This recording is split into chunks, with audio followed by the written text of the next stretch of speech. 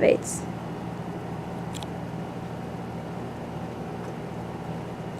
Dear homeschooling moms and homeschooling dads, thank you. Because of your commitment to excellence and a little elbow grease, you have better equipped your kids for life. According to the National Education Association, parental involvement plays a heavy role in how well a child does in school, regardless of family income or background. The honest truth is that homeschooling is good, if not better, for your kids. Having been homeschooled my entire life, I can say that homeschooling has better prepared me for college, the workplace, and beyond. Admittedly, homeschooling is probably not for everyone.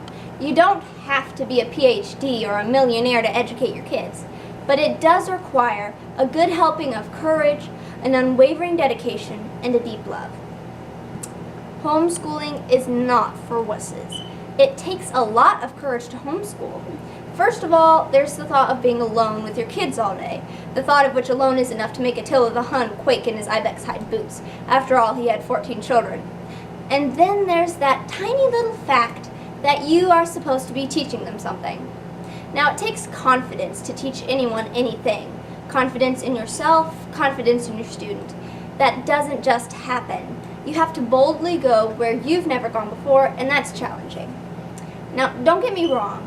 Homeschooling is filled with sunshiny mountains of, yes, they finally got it, and that constant triumphant strain of, we're doing this for my kids. We're learning, we're growing, we're having fun together.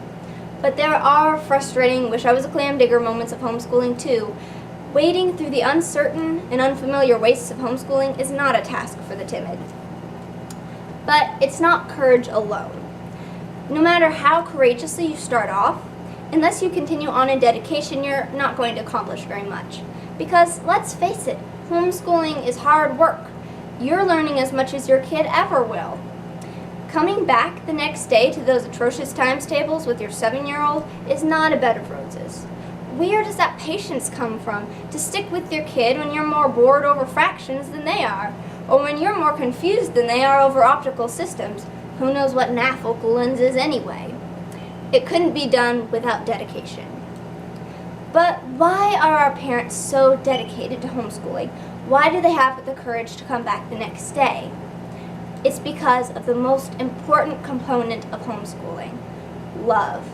No sane person would ever homeschool unless they loved their kids. Trust me. Love is what makes homeschooling so rewarding and so worthwhile. Now, so this is in honor of you, parents. This is in honor of you, parents who get up out of bed in the morning to teach your kids something instead of sleeping in. This is in honor of you, parents who come back the next day to work on those awful times tables when you would rather just send your kid to the next boarding school with an open spot. This is in honor of you, parents who do all this because you love your kids and you want the best for them. And so, may I stand in the place and for the sentiments of all homeschoolers who have been blessed with caring parents or guardians who gave so much so that we could have an education good not only for our minds, but also for our hearts. And with their consensus, I say, thank you.